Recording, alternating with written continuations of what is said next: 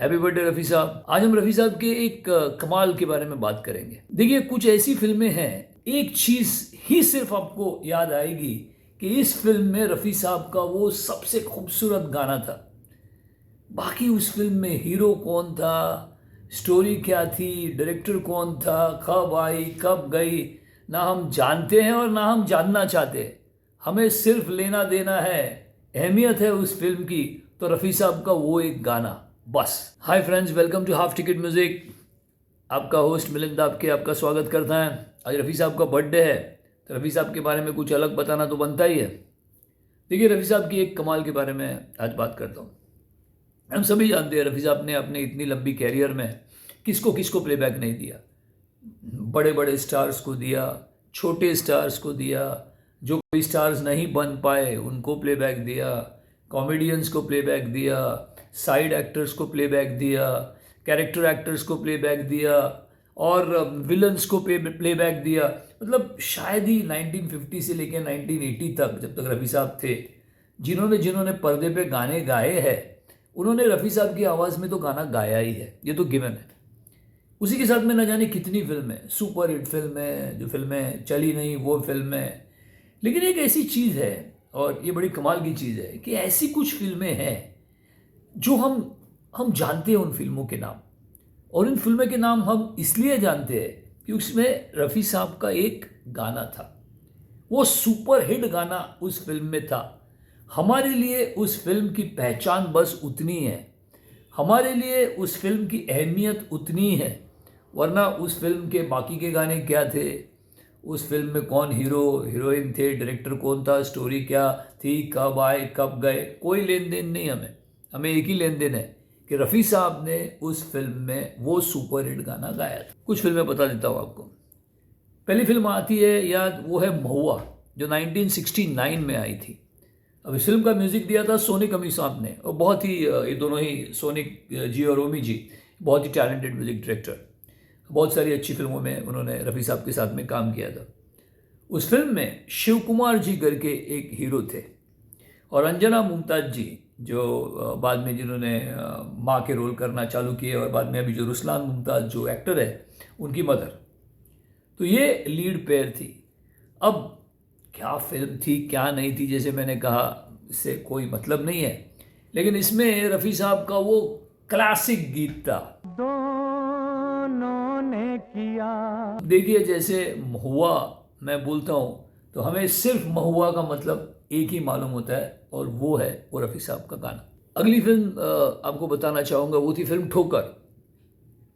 अब ये फिल्म लगभग 1974 में आई थी। बताने के लिए, इसमें हीरो थे बलदेव खोसला जी, हीरोइन थी अलका जी। अब अलका जी ने काफ़ी सारी फिल्मों में काम किया, छोटा मोटा काम किया। कालीचरण में थी, खोटे सिक्के में थी, ड्रीम गर्ल में थी, छोटा छोटा काम उन्होंने साइड का काम किया था। श्याम जी घनश्याम जी इस फिल्म के म्यूज़िक डायरेक्टर थे।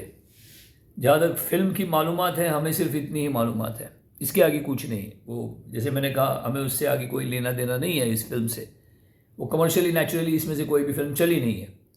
लेकिन उस फिल्म में, ठोकर में, रफ़ी साहब का वो क्लासिक गीत था, अपनी आँखों में बसा कर। ठोकर कहेंगे तो बस एक ही चीज़ याद आती है, अपनी आँखों में बसा कर। अगली फिल्म जो 1965-66 में आई थी, वो थी नई उम्र की नई फसल।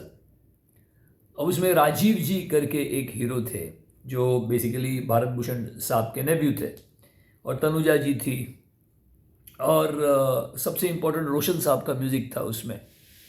अब नई उम्र की नई फसल, ये जैसे ही हम नाम लेते हैं ये पिक्चर का, तो फिर से एक बार वही होता है, हम फिल्मों के बारे में कुछ नहीं जानते, हम सिर्फ जानते हैं रफ़ी साहब का वो क्लासिक गाना। कारवां गुजर गया, वो बार देखते रहे।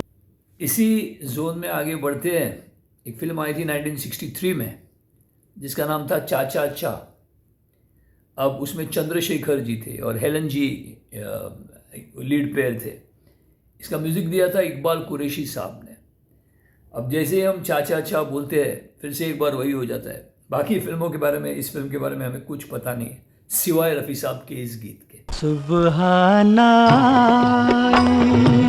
ऐसी अगली एक और एक फिल्म जो 1974 में आई थी, जो सावन कुमार जी ने बनाई थी और उषा खन्ना जी का म्यूज़िक था। फिल्म थी हवस, जिसमें अनिल धवन और नीतू जी ये लीड पेयर थी।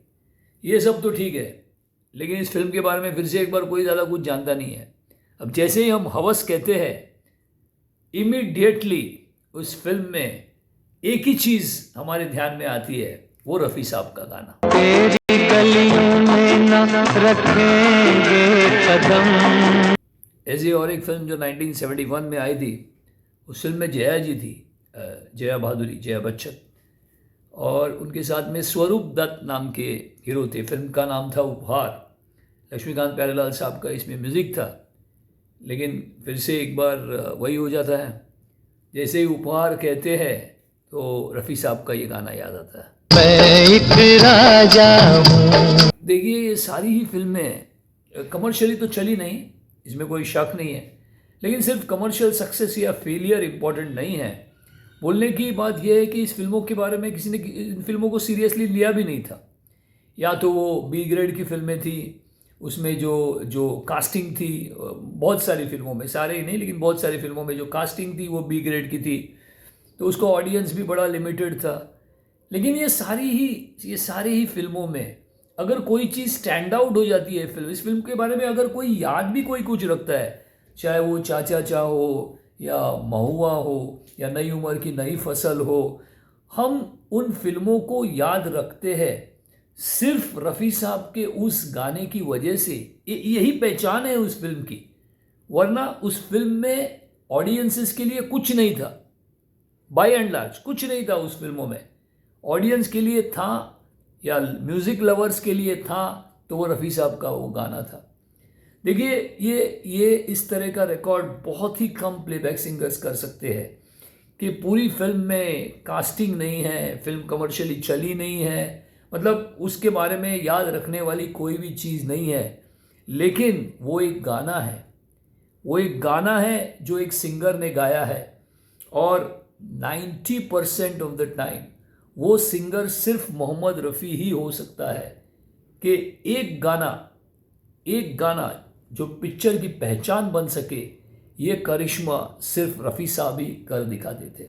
रफ़ी साहब को फिर से एक बार many happy returns of the day, और हमने पिछले कुछ वीडियोस रफ़ी साहब पे बनाए थे, और अगर ऐसे ही आपको ये वीडियोस पसंद आते हैं तो इन वीडियो को शेयर कीजिए, चैनल को सब्सक्राइब कीजिए, और ऐसे ही रफ़ी साहब को लेके और दूसरे सिंगर्स को लेके वीडियो बनाते रहेंगे। और आप कमेंट्स भी कीजिए, और आप ये भी लिखिए कि आप क्या चाहते हैं, कौन से टॉपिक पे वीडियो बनाया जाए। कोशिश रहेगी कि वो वीडियो हम बनाएंगे। And thank you very much once again, and your host Milind Dutt की साइंस ऑफ थैंक यू।